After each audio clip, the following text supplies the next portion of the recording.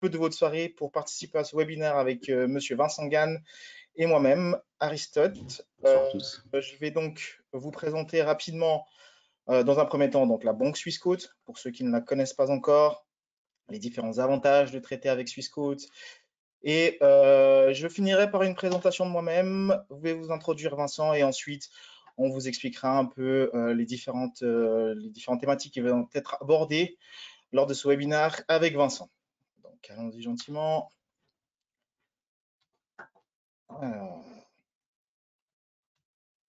Alors, juste la petite clause de confidentialité concernant l'enregistrement du webinaire, comme l'a très justement dit Vincent tout à l'heure.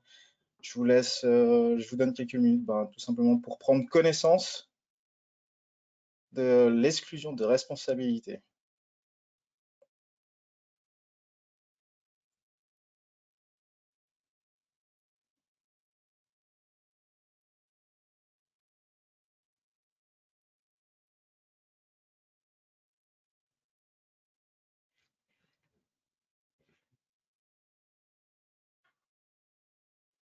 Bon, 18 h, je On y pense, mon va. cher Aristote, que nous pouvons y aller. Je te laisse la main.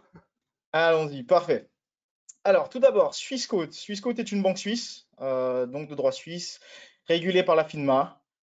Une banque plutôt aujourd'hui très orientée vers tout ce qui est activité de trading. Donc, je vais par la suite vous montrer un peu les différentes possibilités de trading que vous avez avec Swissquote. Je vous laisse, pour ceux qui n'ont pas encore de nos contacts, tout simplement prendre connaissance. Vous pouvez nous joindre dans la grande majorité de la journée. On a un service Customer Care qui se tient à votre disposition. Les comptes sont répartis en deux comptes principaux. Vous avez d'une part toute l'activité trading traditionnelle sur lequel vous faites plutôt du trading equity, et vous avez d'une autre part l'activité trading forex sur lequel vous allez faire du forex, c'est-à-dire du trading de marge sur les matières premières, métaux précieux et bien sûr les paires de monnaie. Ensuite, comme vous pouvez le voir, donc vous avez la possibilité de traiter un peu plus de 3 millions de produits sur la base de 60 bourses. Donc les bourses les plus reconnues en Suisse, en Europe, en Amérique du Nord et en Asie-Pacifique. Je laisse très rapidement peut-être juste prendre connaissance du slide. Parfait. Et donc, en quelques mots, les avantages de traiter avec Swissquote. Alors, on a tout juste fêté nos 25 ans cette année. Donc, vous avez peut-être Joyeux anniversaire, avec un peu de retard. Vous avez sans doute vu passer des pubs, de nombreuses pubs. Donc, on est très présent sur le marché du trading. On a depuis 2 ans des chiffres records. Donc, les chiffres de l'année 2019 et 2020 étaient très bons. Je vous invite d'ailleurs à ne pas hésiter à aller jeter un œil aux résultats de la banque. Donc, très rapidement, on oriente notre business aujourd'hui sur des marchés reconnus. Il y a une ségrégation des comptes. Donc, les comptes sont intitulés au nom des clients et non un pool de comptes. On a la confiance aujourd'hui de plus de 400 000 clients en Suisse, en Europe et à l'étranger. Donc, on a plusieurs offices dans d'autres pays, notamment Singapour, Dubaï, la Chine et bien sûr 2 grands offices ici en Suisse, donc à Gland, au bureau principal, et à Zurich. Donc ça, c'est pour la partie de tous les avantages. On va ensuite gentiment se présenter. Alors moi, c'est Monsieur Aristote Bouetouzei. Je suis chargé de clientèle auprès de la Swissquote Bank.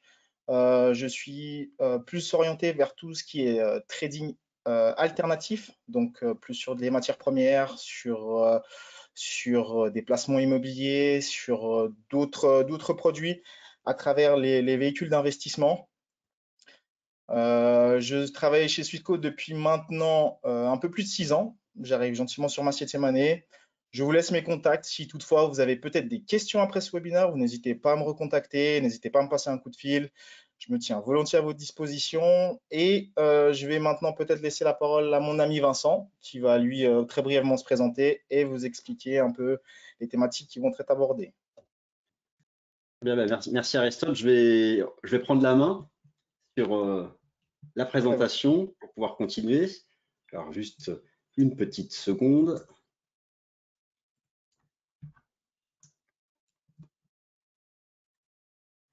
Je pense que nous sommes bons. Voilà, alors, normalement, si tout va bien, vous entendez ma voix et vous voyez mon écran, donc un écran qui me présente. Je pense que c'est le cas. Tu me confirmes, Aristote, que ça fonctionne normalement? Bon, ça semble être le cas, en tout cas. Voilà, donc, alors, vous avez d'ailleurs au passage une section avec des questions dans laquelle vous pouvez laisser des questions tout au long du webinaire. Mais enchaînons sur ce que vient de dire Aristote. Donc, effectivement, je suis déjà ravi, moi, d'être présent ici. Comme vous le savez, donc, une fois par mois, j'ai l'habitude, depuis le début de l'année, de proposer euh, aux clients de Swissquote eh bien, un webinaire éducatif une fois par mois. Et puis, vous retrouvez sur la chaîne YouTube de Swissquote Suisse, chaque lundi, un point de marché à 15h30. Alors, ce soir, le thème, c'est les moyennes mobiles, la place des moyennes mobiles dans l'analyse technique et dans le trading. En fait, on va essayer de partir des bases et puis d'avancer vers des éléments plus complexes. Les moyennes mobiles, c'est vrai que ça fait plus rêver, c'est moins à la mode. Il y a beaucoup maintenant de nouveaux indicateurs techniques qui prétendent se suffire à eux-mêmes, qui se prétendent exclusifs. Les moyennes mobiles, c'est la base. D'ailleurs, les moyennes mobiles n'appartiennent pas à l'analyse technique, ce sont des mathématiques, mais elles ont été intégrées en tant qu'outil dans l'analyse technique, et un outil bien particulier. Alors, pourquoi les moyennes mobiles, ça ne fait pas rêver? C'est parce que les moyennes mobiles, vous allez voir, les premiers slides sont un peu rébarbatifs, ce sont les bases, mais déjà comprendre comment c'est calculé. Et dans le calcul même d'une moyenne mobile, on comprend que c'est un outil qui est en retard sur les prix. Forcément, c'est une moyenne arithmétique de données de cours qui sont passées. Donc, c'est en retard sur les prix. Et c'est pour ça que ça ne fait plus rêver. C'est moins utilisé. Pourtant, les moyennes mobiles, déjà, il en existe plusieurs types. Je vais vous en présenter ce soir deux grandes catégories. La moyenne mobile, si on sait bien l'utiliser, c'est pas simplement une courbe comme ça sur le graphique, elle a certains critères, certaines caractéristiques, ça permet de définir la tendance. Et très souvent, lorsqu'on est face à son graphique, c'est la première question qu'on se pose, puisqu'on essaie de trader dans la tendance.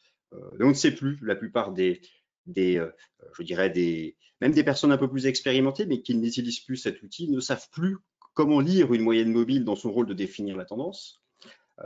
Les moyennes mobiles, même si elles sont en retard sur les prix, il existe des normes d'analyse technique, des normes techniques chartistes qui permettent de dégager des signaux de trading par la moyenne mobile, son rapport au prix, les croisements de moyennes mobiles de périodes différentes.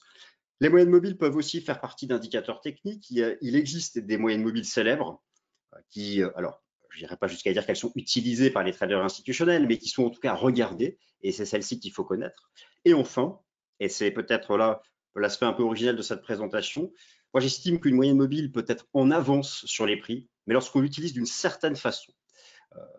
C'est ce que nous verrons à la fin, c'est-à-dire lorsqu'on représente sous la forme d'une courbe l'écart entre le prix et sa moyenne mobile, le spread, eh bien, en pratiquant sur cette courbe l'analyse chartiste, oui, moi je suis un passionné d'analyse chartiste, je pratique ça sur tout ce qu'on peut représenter sous la forme d'une courbe et qui a des datas, eh bien, elle permet, selon mon approche que je vais vous présenter, d'anticiper l'action des prix. Donc, du coup, ce n'est pas forcément un outil en retard sur les prix. Voilà donc pour le plan ce soir. Alors, bon, ça semble fonctionner normalement. Si ce n'est pas le cas, n'hésitez pas à me le dire. Donc, on va maintenant passer au vif du sujet. Je commence par des éléments simples. Alors, ça peut paraître un peu ennuyeux de lire ce type de slide, mais lorsqu'on rappelle quelques éléments de base comme ça permet de resituer l'outil. Alors, partie numéro 1, il y aura 7 parties au total. Partie numéro 1, définition et calcul d'une moyenne mobile. Bon, il y a plusieurs types de moyennes mobiles, mais commençons par la moyenne mobile simple. Alors, la moyenne mobile simple, celle qui, par défaut, apparaît sur toutes les plateformes graphiques lorsque vous allez dans la liste des indicateurs, moyenne mobile simple ou arithmétique, ça peut être appelé de différentes façons. Souvent sur ces graphiques, d'ailleurs, on cherche son graphique, on a par défaut moyenne mobile simple à 20 jours, 50 jours, 100 jours, enfin 20 périodes, 50 périodes, 100 périodes. En fait, c'est tout simplement une moyenne arithmétique. Donc, ce sont des mathématiques, une moyenne arithmétique comme si je calculais la moyenne, ma moyenne en classe, la moyenne d'un certain nombre de notes passées. La moyenne mobile simple a une particularité.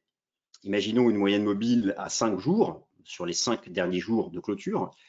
Lorsque je vais faire cette moyenne arithmétique, c'est le principe de la moyenne arithmétique en mathématiques, chaque cours de clôture a le même poids. Voilà, c'est chaque jour dans le calcul de la moyenne mobile a la même pondération. Et c'est pour ça d'ailleurs que, par sa définition même et son calcul, c'est une courbe qui est en retard sur les prix, parce qu'elle intègre des données passées qui parfois n'ont plus de lien avec l'action immédiate, mais elle l'intègre pour sa représentation sous la forme d'une courbe. Donc, voilà, quelque chose de très simple pour rappeler donc, ce principe de base. Une moyenne mobile, c'est avant tout une moyenne arithmétique. Bon, voilà, je pense que là, je ne vous apprends rien d'exceptionnel, mais c'est bon de le rappeler. Parce qu'imaginez-vous, si vous discutez avec une personne qui commence à s'intéresser à l'analyse technique, c'est votre cas, et elle vous pose la question, mais pourquoi la moyenne mobile est en retard sur les prix? Voilà une réponse simple à faire, c'est juste dans son procédé de calcul mathématique. Alors, quelques éléments quand même, je dirais quelques normes techniques, même si c'est simple, il faut respecter certaines règles. Les caractéristiques d'une moyenne mobile simple, c'est lorsqu'on la calcule, on utilise exclusivement le cours de clôture. Et là, c'est beaucoup d'erreurs qui sont faites à ce sujet-là. Vous allez avoir une moyenne mobile à 20 jours, disons, qui vous intéresse. Et puis, en séance, le prix décale fortement. Et certains ont tendance à recalculer la valeur de la moyenne mobile en tenant compte de la cotation intraday, sauf que la valeur finale, la forme finale est donc unique, celle qui compte de la moyenne mobile, c'est à la clôture du marché.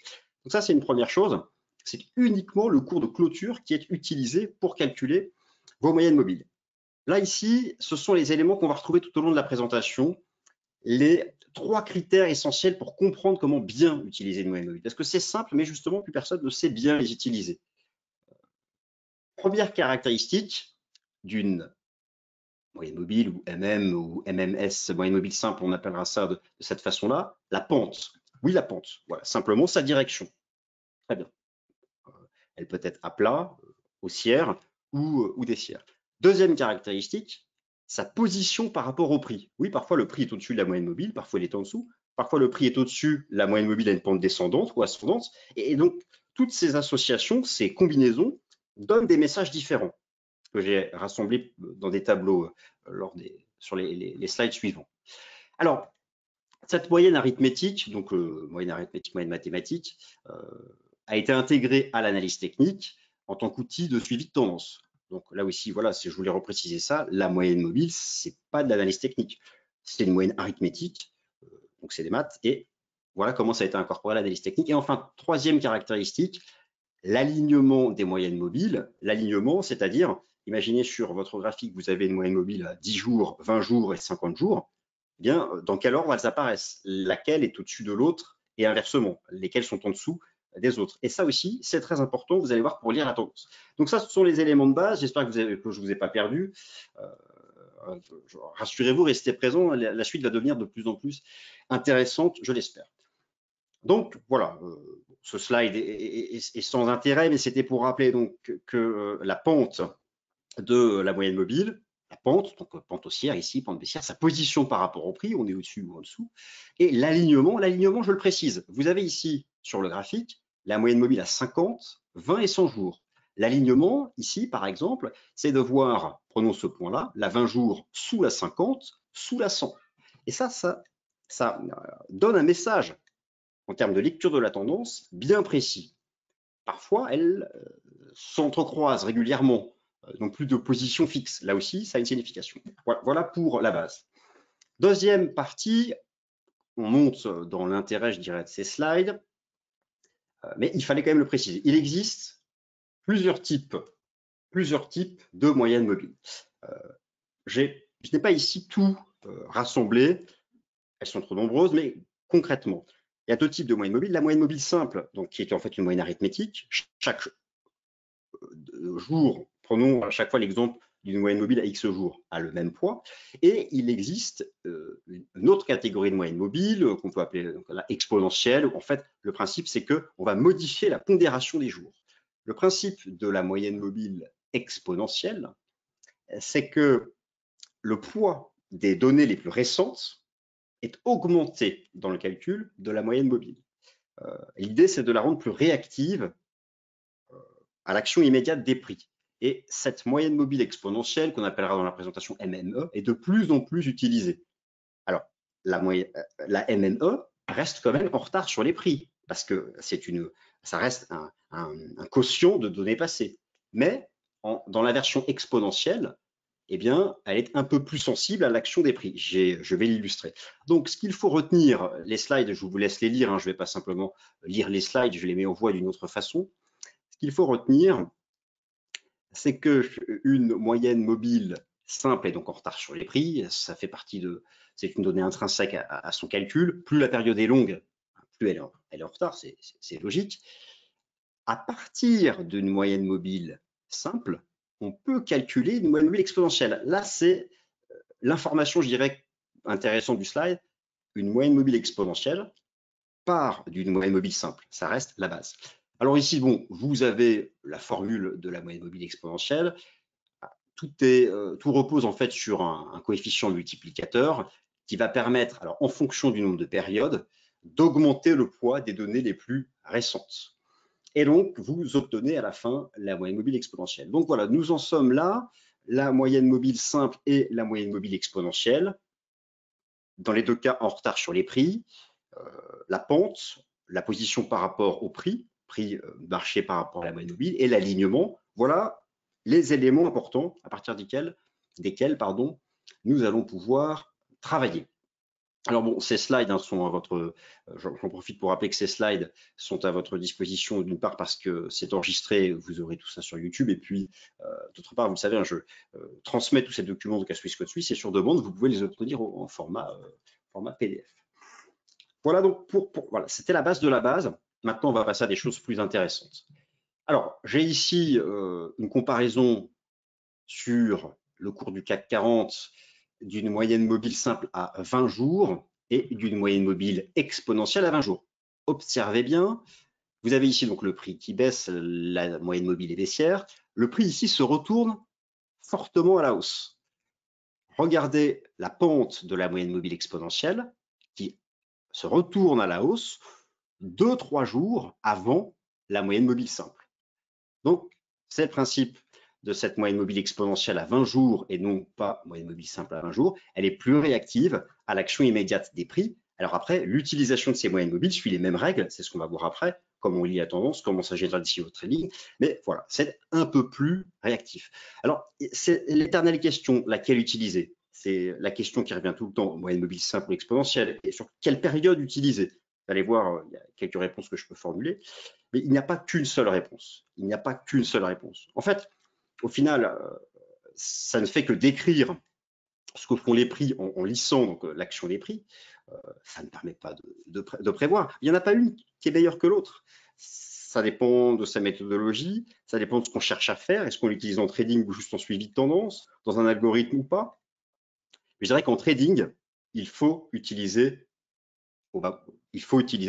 la moyenne mobile exponentielle.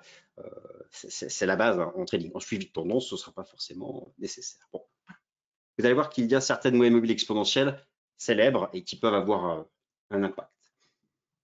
Alors, je continue, puis je me tourne quand même du côté des questions. Je vois une question de Jonathan, je les prends en route quand on parle de moyenne mobile dans la période de présentation. Alors voilà, excellente question. Alors, lorsqu'on parle, en fait, ça dépend sur quel horizon de temps vous êtes. Si vous êtes sur un graphique en données horaires et que vous mettez la moyenne mobile 20, c'est la moyenne mobile à 20 heures. Si vous passez sur un graphique avec les bougies japonaises quotidiennes, par exemple, ce sera la moyenne mobile à 20 jours. Donc, c'est voilà, moyenne mobile à X période. Ça dépend de l'horizon de temps de votre graphique à ce moment-là.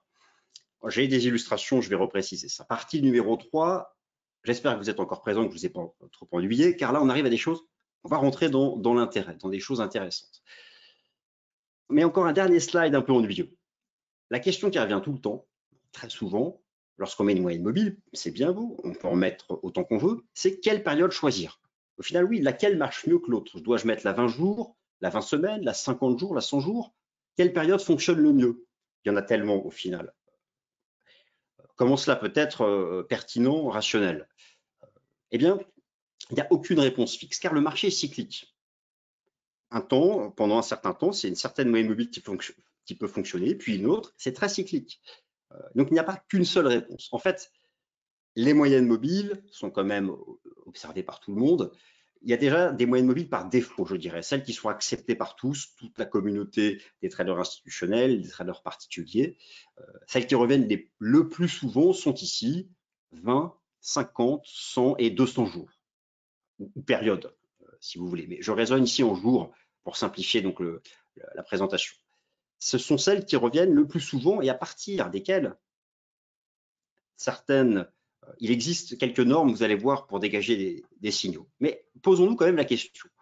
Imaginons la 20 jours. Pourquoi partout voyons-nous la moyenne mobile à 20 jours? Pourquoi, si vous êtes sur un forum, une communauté, quelqu'un va mettre un post du type « Ah, le marché revient sur la moyenne mobile à 20 jours, c'est le moment d'acheter. » Bon, pourquoi pas 22, 24 ou 17?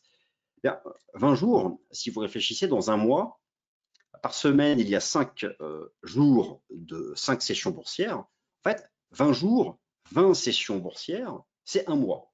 Donc, c'est le cycle mensuel. La moyenne mobile à 12 mois, c'est le cycle annuel. À partir, c'est juste un exemple ici, mais de ces périodes qui représentent, par exemple là, un cycle temporel, qui peut avoir une vraie signification en gestion, eh bien, en appliquant des multiples, on passe sur d'autres moyennes mobiles, mais tout ça n'est pas très rationnel. Et au final, dites-vous bien que ces périodes, elles sont ici par défaut admises par la majorité, et que certaines de ces moyennes mobiles par défaut correspondent soit à un mois, un trimestre ou une année de gestion. Alors, il existe, j'ai eu l'occasion dans le passé de pratiquer l'analyse technique pour des clients très particuliers. Il s'agissait en fait d'agriculteurs qui se couvraient sur le marché des matières premières, sur les contrats futurs. Et j'ai le souvenir d'une conversation téléphonique avec un exploitant donc, de blé, et donc qui avait besoin, qui voulait se couvrir contre l'évolution du blé en ouvrant une position sur le contrat à terme du blé. Et donc, il s'intéressait à l'analyse technique et il nous passait parfois un coup de fil au bureau et nous le renseignions. Et alors, typiquement, si je dois choisir une moyenne mobile sur mon graphique du contrat futur sur le blé, eh bien là, comment savoir? La meilleure façon, c'est d'interroger directement l'exploitant, de lui poser la question des cycles de semences, de récolte, les vrais cycles qui concernent, je dirais, l'aspect physique là, de l'agriculture.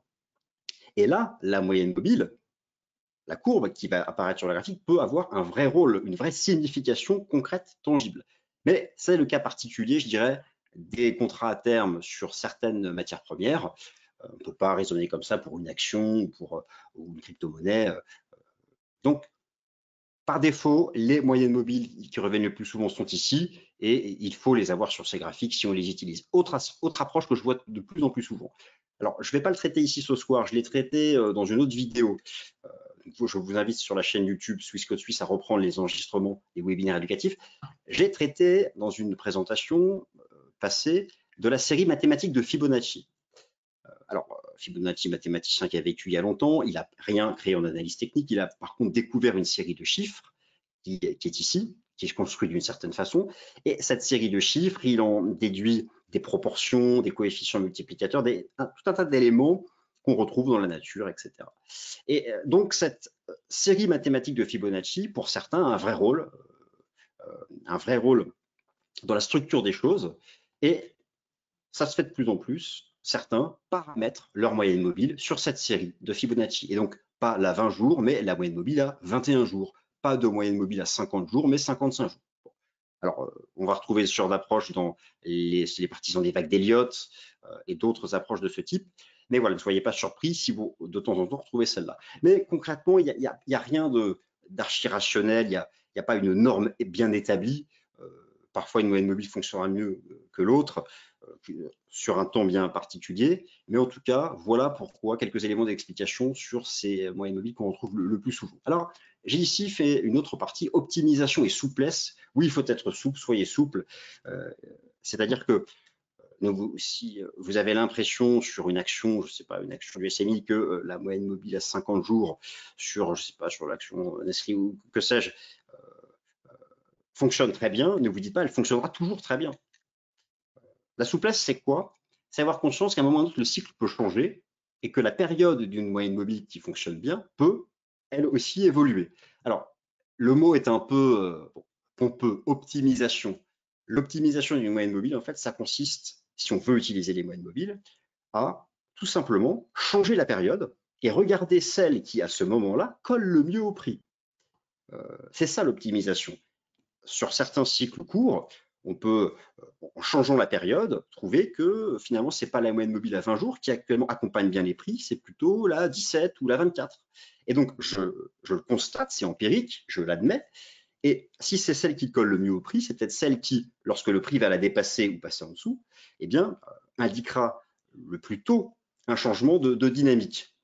Donc, l'optimisation, ce mot pompeux, consiste à simplement, à un moment donné, sur une période donnée, chercher laquelle colle le mieux au prix.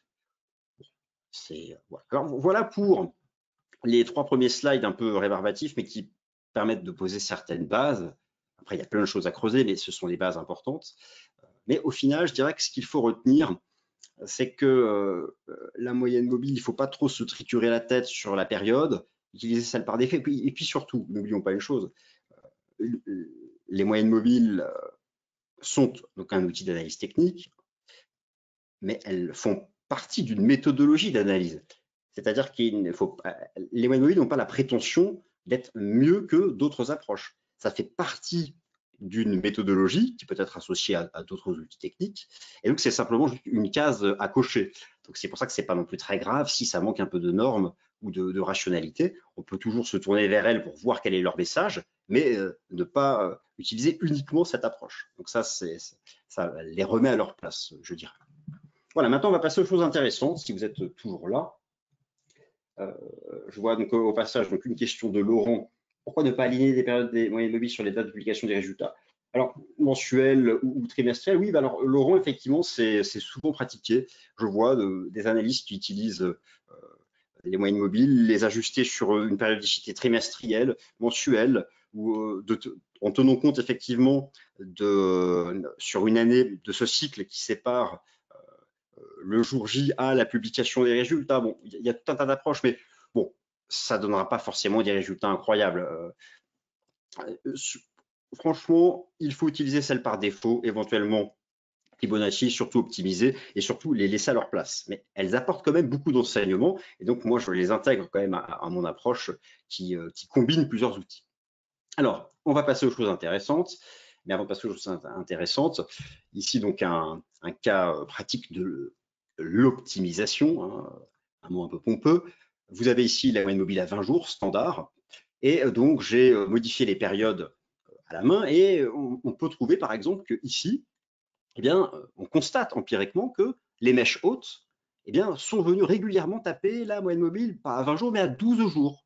C'était le cycle du moment. Et lorsque le prix a redépassé la 12 jours et que sa pente a changé, la tendance a changé. Et le message a été donné en avance de 2-3 séances sur la 20 jours.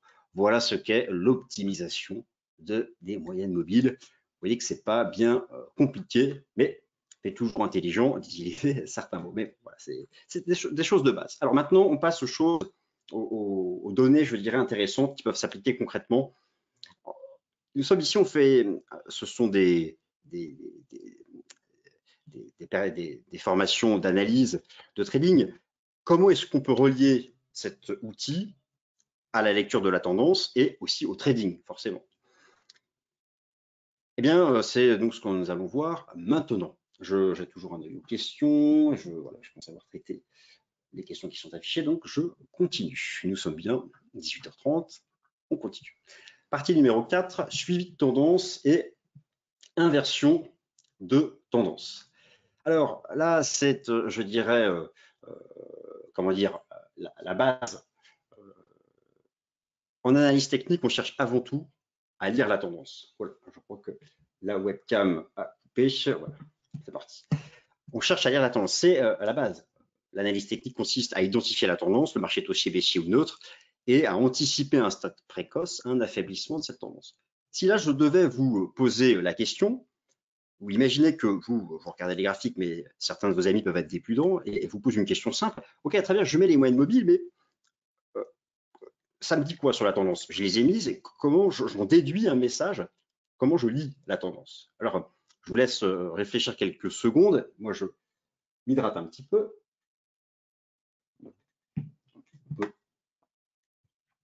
Alors, il y a, pour répondre, 3 critères à prendre en compte.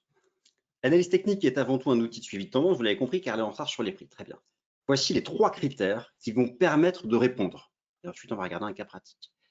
Premier critère, la position du prix vis-à-vis de la MM, de la moyenne mobile. C'est-à-dire qu'il est au-dessus ou en dessous. Ça, c'est la première chose. Je veux lire la tendance, où se trouve le prix? Est-il au-dessus ou en dessous? Deuxième critère, la pente. Et ça, c'est trop souvent oublié. En fait, pour moi, c'est ce qui est le majeur. De toutes les erreurs que j'ai pu voir en analyse en trading, c'est parce que le critère de la pente était oublié. C'est le critère central. Je vais vous le démontrer. C'est le critère central. La position du prix par rapport à la moyenne mobile, la pente, et enfin, critère numéro 3, l'alignement. Voilà ce qu'il faut retenir, basiquement. On dira que la tendance de l'action Roche, par exemple, est haussière. Je suis sur un graphique en données journalières. Si le prix, le dernier cours connu de Roche, est au-dessus de la moyenne mobile à 50 jours, et que la pente de cette moyenne mobile à 50 jours est haussière. Très important, le prix est au-dessus et la pente de la moyenne mobile est haussière. Là, c'est une tendance haussière. La tendance baissière, c'est au contraire le prix qui est en dessous de la moyenne mobile et sa pente est baissière. C'est la base. C'est la base, tout par-delà. Alors, ça, c'est le suivi de tendance avec une moyenne mobile. Ensuite, on peut en associer 2, 3, 4, voire davantage, on y vient.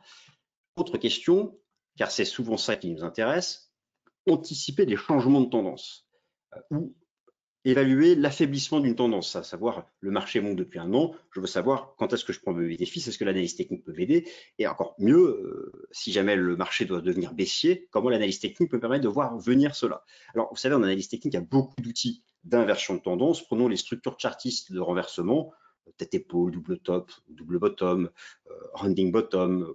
Il y a des outils dédiés à ça. La moyenne mobile, ce n'est pas son rôle. Ce n'est pas son rôle. Mais quoi que vous allez voir à la fin, il y a quelque chose d'extrêmement pertinent qu'on peut faire avec, moi j'adore, mais c'est pour la fin.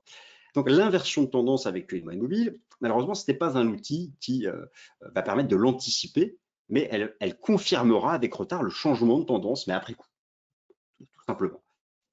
Donc au final, ce qu'il faut retenir, c'est qu'en trading, en revanche, elle aura, pour générer des signaux, un rôle superbe dans le sens de la tendance. Et c'est la partie peut-être là qui devient plus intéressante, la génération des signaux. Alors avant cela, petite illustration, là aussi très basique.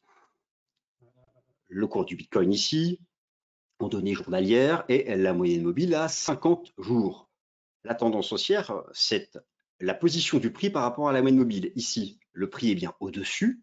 Vous voyez, il est au-dessus. D'ailleurs, regardez, en tendance haussière, elle joue son rôle de support. Deuxième critère, la pente est haussière, très bien.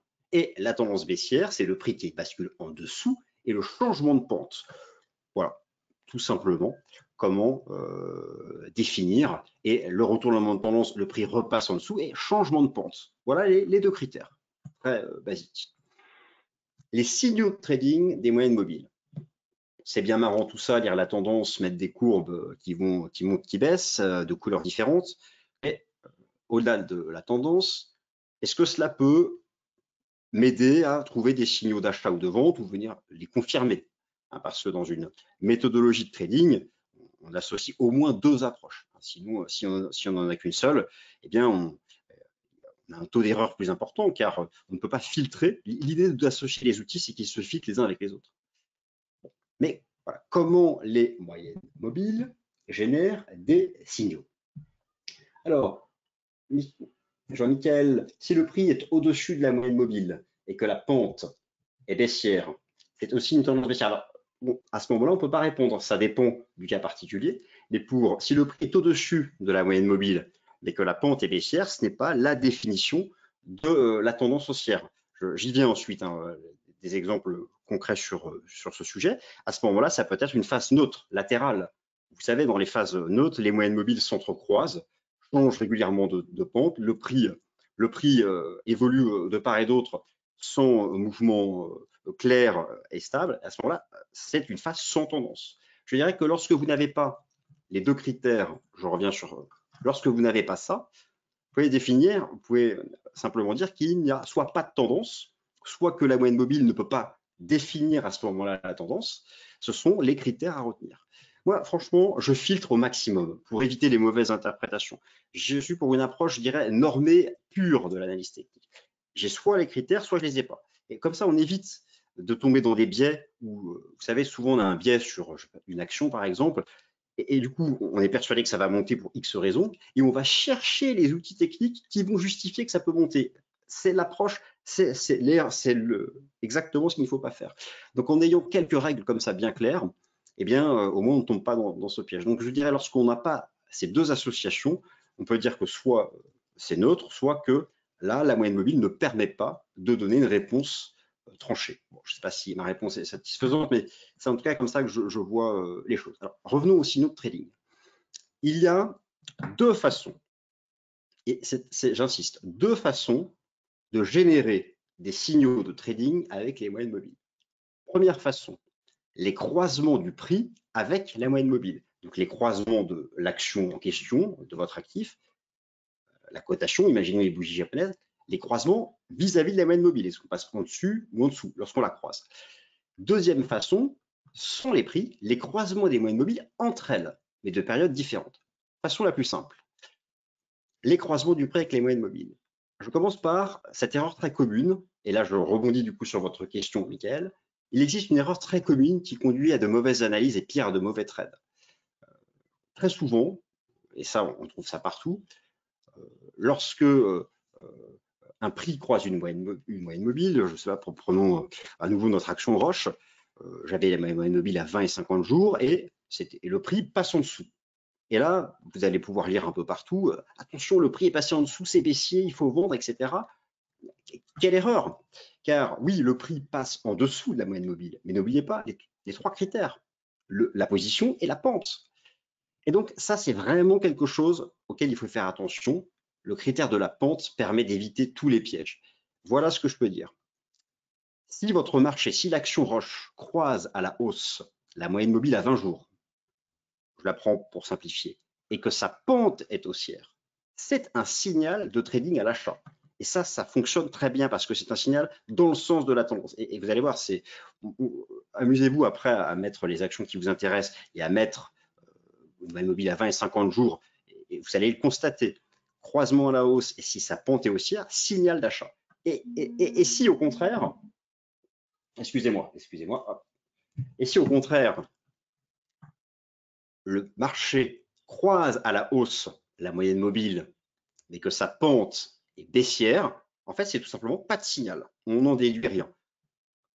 Maintenant, si le marché croise à la baisse la moyenne mobile à pente haussière, pas de signal. Et au contraire, si le marché, l'action croise à la baisse la moyenne mobile avec une pente baissière, signal de vente. Voilà, je dirais, c'est le tableau à appliquer systématiquement pour éviter tout simplement de tomber dans un piège et de ne pas leur faire dire n'importe quoi. On ne peut pas tout prendre.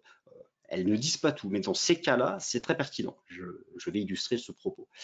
Deuxième façon de générer des signaux, les croisements des moyennes mobiles entre elles. Il s'agit de combiner des moyennes mobiles de périodes différentes.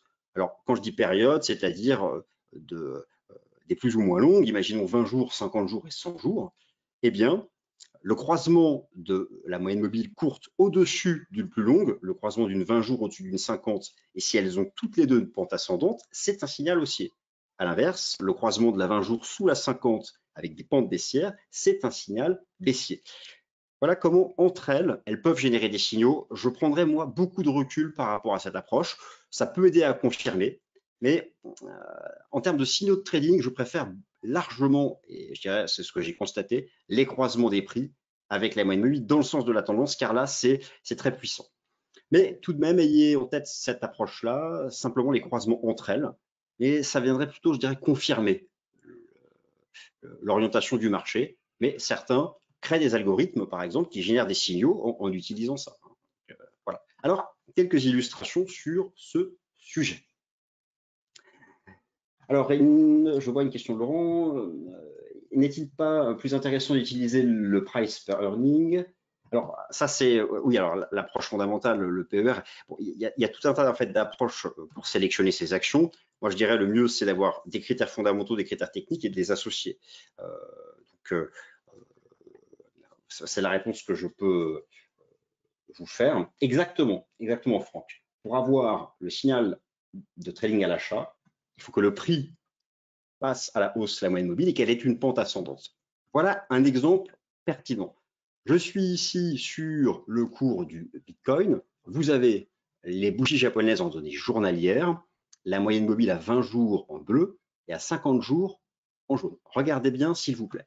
Vous avez donc ici une pente ascendante. Donc, la pente de la moyenne mobile est ascendante, le prix est au-dessus. Et ici, vous avez un croisement marginal à la baisse de la moyenne mobile, mais la pente est restée haussière, pas de signal de vente. Ici, pareil, la moyenne mobile a une pente ascendante ou plate, le prix passe en dessous, ce n'est pas un signal de vente, car la pente n'est pas baissière. Mais au contraire, lorsque le prix repasse au-dessus et qu'elle a une pente haussière, c'est un signal dans le sens de la tendance. Et là, c'est encore plus pertinent. Ici, vous avez donc une pente haussière, on croise à la baisse, alors le marché décale, mais c'est une consolidation, ce n'est pas un signal de renversement baissier. Et au contraire, la pente ici est haussière, le prix repasse au-dessus et c'est reparti dans le sens de la tendance. Idem ici, la pente est haussière, on casse petite conso, mais lorsqu'on la redépasse à la hausse avec la pente haussière, ça repart dans le sens de la tendance, etc., etc. Et au contraire, lorsqu'il y a des changements, lorsqu'il y a un renversement de pente et que le prix passe en dessous, eh bien, c'est la chute. Ici, ensuite, vous avez des pentes descendantes, le marché qui tente, qui fait des dépassements, mais la pente est descendante, ce n'est pas un signal d'achat. Et le cycle s'inverse, la pente change à nouveau.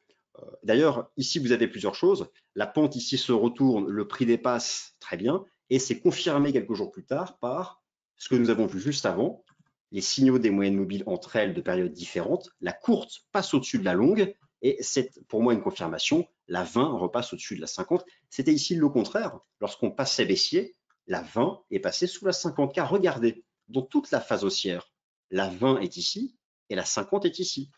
C'est l'alignement d'une tendance haussière, une 20 au-dessus de la 50. Certains même parfois travaillent les rebonds d'une courte sur la longue, là, la 20 sur la 50. Il y a plein d'approches, c'est très intéressant. Mais en tout cas, voilà comment utiliser les moyennes mobiles. Donc moi, je voulais insister ici sur le fait que trop souvent ici, je vois des personnes qui, dans ces cas de figure-là, vont prendre des positions short en pensant que ça va s'écrouler.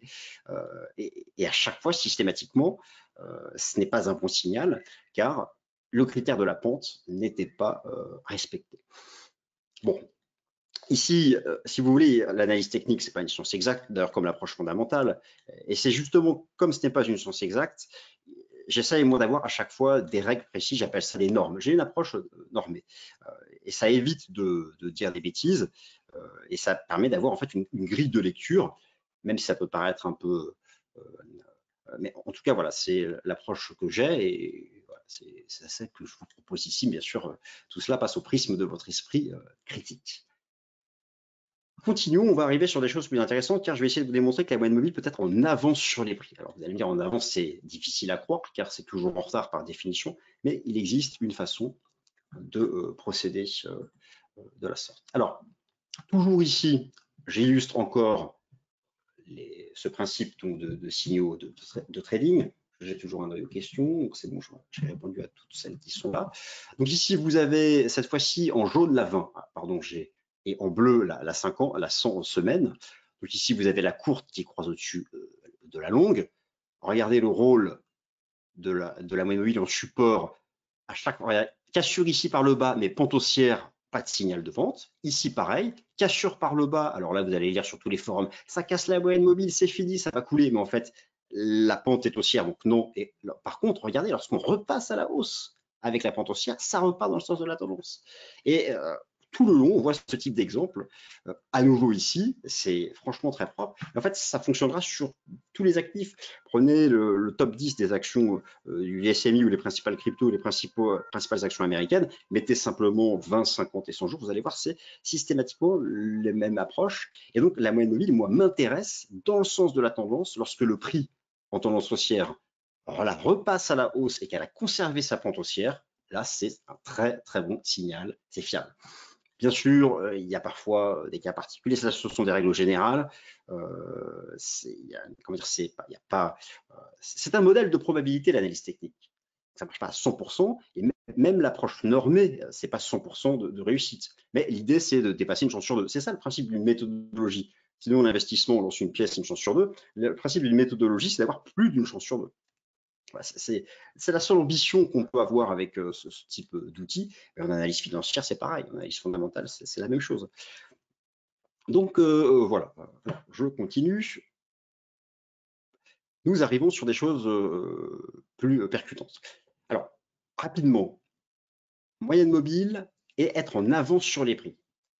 Première partie, vous connaissez les indicateurs de momentum. J'ai pu en traiter un certain nombre et vous avez les enregistrements sur la chaîne YouTube.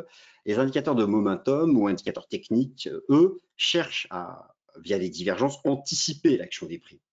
Bon. Alors, en quoi la moyenne mobile a un lien avec ça? C'est parce que certains indicateurs de momentum se construisent sur les moyennes mobiles.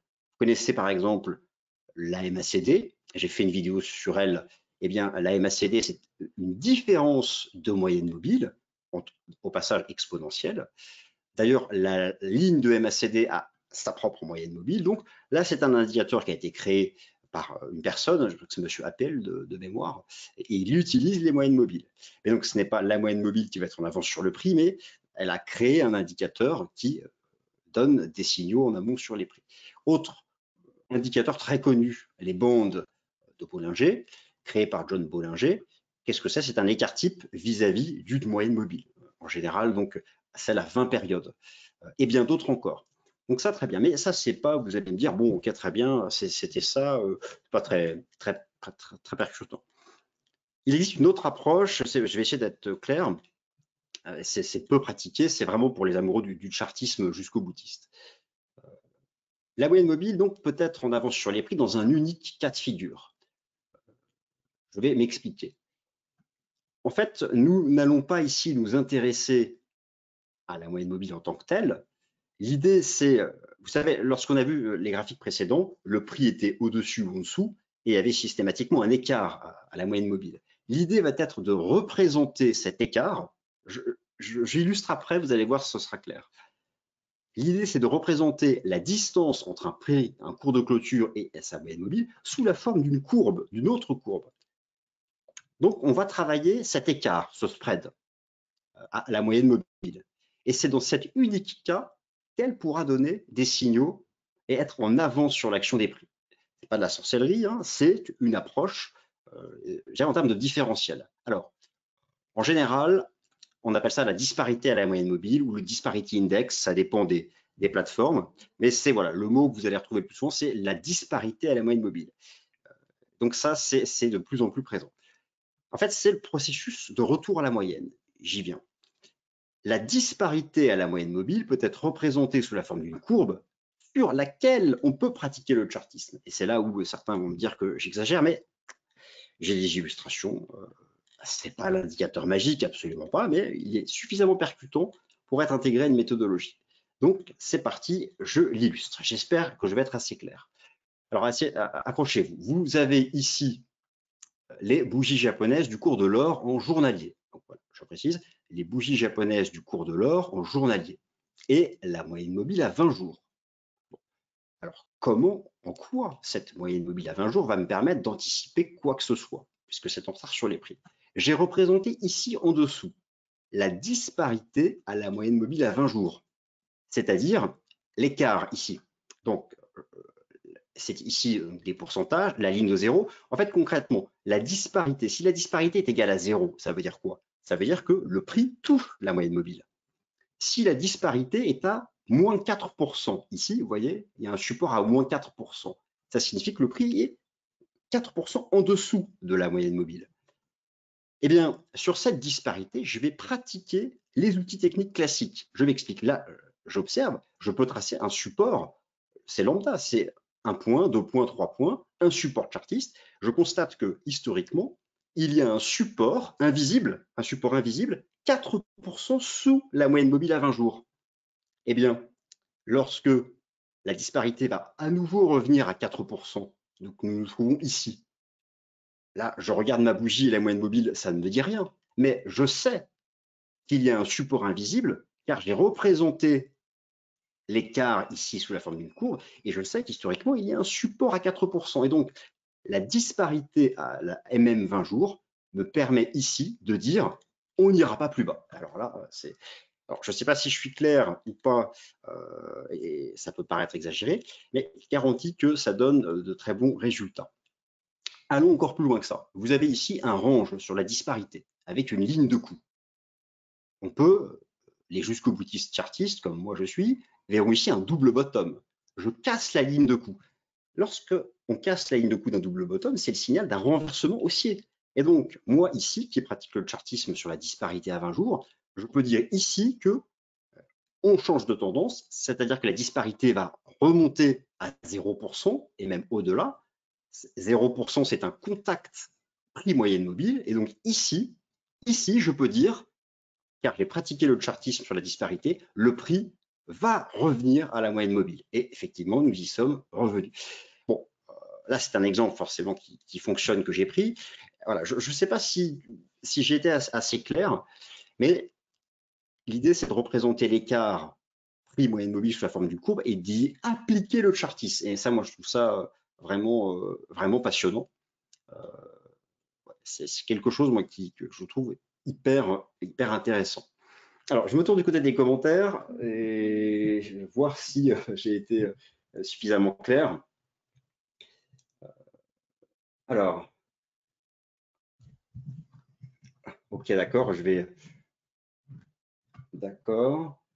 Alors oui, effectivement, si je peux désactiver la caméra, effectivement, c'est peut-être plus, ce serait peut-être plus visible. Effectivement, je vais dire pendant la présentation, enlever la caméra, ça sera plus visible. Quand on parle de moyenne mobile dans la période, représente des heures, des jours. Alors ça, j'ai lu.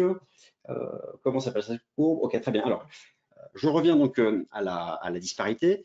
Est-ce que globalement vous avez compris ou pas? J'espère que il débute quelque chose. Le déclic viendra si on s'y intéressant de plus près. Mais ça, pour moi, c'est quelque chose d'assez incroyable. On appelle ça la disparité, disparity index. Il y a plusieurs façons de trouver ça sur les plateformes. Par exemple, sur TradingView, les graphiques TradingView, ce sera disparity index. Et voilà, alors voilà, certaines personnes me disent que je suis complètement fou de pratiquer le chartisme sur un écart entre un prix et sa moyenne mobile, mais bon, voilà, moi je pratique même le chartisme sur des courbes économiques, etc. Donc, et c'est là où je trouve que ça peut apporter sa pierre à l'édifice, en identifiant ce que j'appelle des supports invisibles. En fait, ici, on le voit plus ou moins à l'œil nu. Regardez, systématiquement, on rebondit lorsqu'on est à un écart constant. Et le fait de l'avoir représenté sous la forme d'une courbe permet de voir qu'en fait, c'est moins 4,5%. C'est tout simplement ça, l'approche. Donc, c'est la disparité. Je termine sur les moyennes. Exactement, Sandro. Excellente question, c'est-à-dire que vous avez tout compris, je pense. Exactement, la disparité doit correspondre à la période de la moyenne mobile pour avoir un vrai rôle. Donc ici, j'avais le prix MM 20 jours et je mets la disparité à 20 jours. Je termine par quelque chose de plus cool, je dirais, les moyennes mobiles célèbres. Alors, c'est important car, globalement, même si les institutionnels utilisent de plus en plus l'analyse technique, même s'ils ne le disent pas, il y a certaines moyennes mobiles dont tout le monde parle, que tout le monde regarde. Et du coup, ça fait consensus, ça peut avoir un impact. Bon, ce ne sont pas les moyennes mobiles des institutionnels, mais disons que ce sont les plus connus. J'ai quelques principes ici. Tout d'abord, ce qu'on appelle le Golden Cross, c'est-à-dire un croisement de la moyenne mobile à 50 jours au-dessus de la 200 jours. N'oubliez pas la pente. Le Death Cross, au contraire, croisement de la 50 jours sous la 200 jours. N'oubliez pas la pente. Une autre moyenne mobile très utilisée, et j'ai plein d'exemples, notamment sur les cryptos. La moyenne mobile à 30 semaines, je peux je vais remettre la caméra, je peux vous garantir que la moyenne mobile à 30 semaines, mettez les principales crypto-monnaies, c'est incroyable le rôle qu'elle a dans la tendance de fond. Alors pourquoi? Elle a été étudiée de près par M. Weinstein. Alors maintenant, il y a peut-être un processus d'autoréalisation parce que tout le monde utilise, mais la 30 semaines, une autre importante, la moyenne mobile exponentielle à 21 semaines, regardée par les mains fortes. 21, c'était la série de Fibonacci. Alors, est-ce que ces moyennes mobiles sont intégrées dans les algos institutionnels? Non, des algorithmes très simples, oui, mais voilà, il ne faut pas non plus exagérer. Donc voilà, là, je répondrai non. Faisons le bilan, et puis je vais me tourner, je vais ensuite illustrer cela et me tourner vers les questions. Le bilan des moyennes mobiles, c'est quoi leur rôle concret? C'est un outil efficace en suivi de tendance. C'est-à-dire que voilà, le marché est haussier, la pente est haussière, je la redépasse à la hausse ou inversement à la baisse. Ça donne vraiment des signaux puissants en termes de trading. En suivi de tendance, en respectant tous les critères, notamment la pente. Il y a des moyennes mobiles célèbres qui font partie des baromètres de la finance institutionnelle et surtout, voilà, le processus de retour à la moyenne via la disparité, via le Disparity Index. Moi, c'est ce que je retiens, c'est ce qui me semble intéressant. Et donc, j'ai ici une illustration sur le cours de l'or en données hebdomadaires, la moyenne mobile à 30 semaines de Stan Weinstein qui, voilà, selon lui, définit la tendance de fond. Effectivement, là, elle semble bien accompagner les cours de l'or.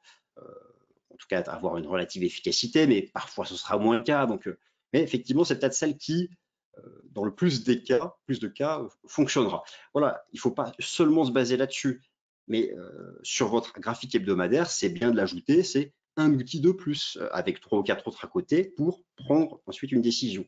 Donc voilà, sur les graphiques hebdo, la 30 semaines. Ici, des exemples sur l'or en mouvement journalier sur plusieurs années de Golden Cross. Ici, la 50 au-dessus de la 200 et là, 2 Death Cross et derrière, ça s'inverse. Là, c'est un exemple qui marche. Mais globalement, effectivement, on peut observer que sur des longs horizons de temps, ça a tendance à bien fonctionner, ce qui montre qu'en fait, elles sont représentatives des changements de cycle et qu'elles sont regardées, on va dire, par toute la finance institutionnelle.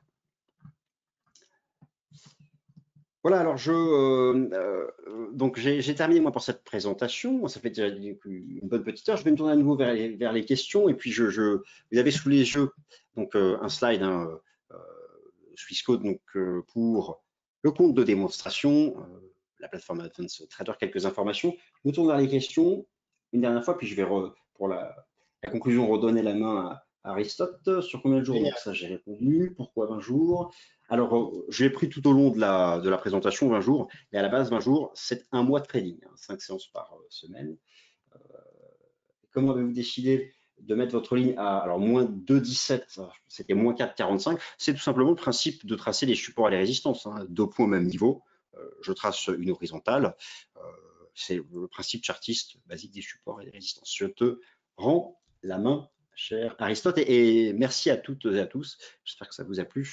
Aristote, le mot de la fin. Alors écoute, parfait. Merci beaucoup à toi, Vincent. C'était très instructif. Je vais vous laisser à tous dans le chat mon adresse email au cas où vous aurez toutefois des questions. Si certains éléments ne vous ont pas paru clairs, n'hésitez pas à me revenir. Pour ce qui est du reste, je pense qu'on est bon. Je vous souhaite à toutes et à tous une très bonne soirée et un grand merci d'avoir pris le temps de participer à ce webinaire sur les moyennes mobiles. À tout bientôt. Au revoir.